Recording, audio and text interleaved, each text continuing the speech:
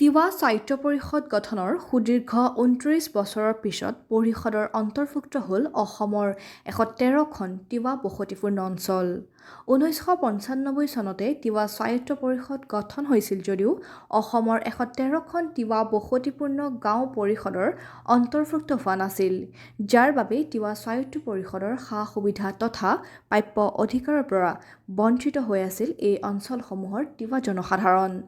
বহু আবেদন-নিবেদন, দাবী তথা সংগ্ৰামৰ অন্তত শেহতীয়াকৈ পৰিষদৰ পৰা বাদ পৰা এই অঞ্চলসমূহ অসমৰ ৰাজ্যপালৰ এক অধিসূচনাৰ জৰিয়তে তিৱা সাহিত্য পৰিষদৰ অন্তৰ্ভুক্ত কৰা হয়। ৰহাটো বাদ পৰি ৰোৱা কেইবাখনো তিৱা গাঁও নতুনকৈ পৰিষদৰ অন্তৰ্ভুক্ত কৰা হয়। ইয়াৰে পৰিষদৰ ২৯ নং কমাৰগাঁও সমষ্টিত ৪খন ৰাজহ গাঁও অন্তৰ্ভুক্ত কৰা হয়। গাঁওকেইখন হ'ল বুন্দুৰা, দেৱনাৰিকলি, বিৰিঙাআটি আৰু দীঘলীআটি। এই লৈ গাঁওকেইখনত আনন্দ উচ্ছাস দেখিবলৈ পোৱা গৈছে। দেওবাৰে নতুনকৈ অন্তৰ্ভুক্ত হোৱা গাঁওকেইখনৰ ৰাইজে এক আদৰণি সভা অনুষ্ঠিত কৰি তিৱা সাহিত্য পৰিষদক কৃতজ্ঞতা জনায়।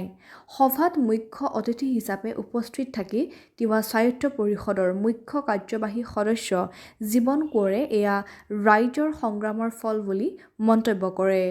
বৰ্তমানৰ তিৱা সাহিত্য পৰিষদখন সংগ্ৰামী সত্ৰাৰ সদস্যৰে গঠিত আৰু তিৱা জাতিৰ উন্নয়নৰ স্বাৰ্থত কাম কৰি অহা বুলি উল্লেখ কৰে। আজি আদৰণি অনুষ্ঠানত বিশিষ্ট অতিথি হিচাপে উপস্থিত থাকে ৰহা সমষ্টিৰ বিধায়ক শশীকান্ত দাস। ৰহা সমষ্টিৰ নতুন অন্তৰ্ভুক্ত ঐতিহাসিক বুন্দুৰা শ্ৰী শ্ৰী ৰাম মন্দিৰ ও হনুমানৰ প্ৰাসংগত অনুষ্ঠিত আদৰণি সভাখনত তিৱা সাহিত্য পৰিষদৰ কমাৰগাঁও সমষ্টিৰ প্ৰতিনিধি তথা কাৰ্যবাহী সদস্য অজিত পাটৰ, তিৱা সাহিত্য পৰিষদৰ সদস্য প্ৰণৱজ্যোতি মশ্ৰং, বিশ্বজ্যোতি পাটৰ, গীতামণি কলিতা, সৰোজ কোঁৱৰ, মোহন সেনাপতি, সাংবাদিক প্ৰাঞ্জল নাথৰ লগতে তিৱা ছাত্ৰ সন্থাৰ বহু নেতা উপস্থিত থাকে। নগাঁৱৰ পৰা প্ৰাঞ্জল নাথ। আজি নতুনকৈ কমাৰগাঁও তিৱা সাহিত্য পৰিষদৰ অন্তৰ্ভুক্ত হৈছে ৪খনকৈ ৰাজহ গাঁও। তাত আজি আপোনাৰ আদৰণি অনুষ্ঠান হৈছে, কি ক'ব? এই আদৰণি অনুষ্ঠানটো ধাৰাবাহিকভাৱে চলি আছে। হয়। বুন্দুৰা, দেৱনাৰিকলি আৰু বিৰিঙাআটি হয়। এই তিনিখন গাঁও অন্তৰ্ভুক্ত হয়।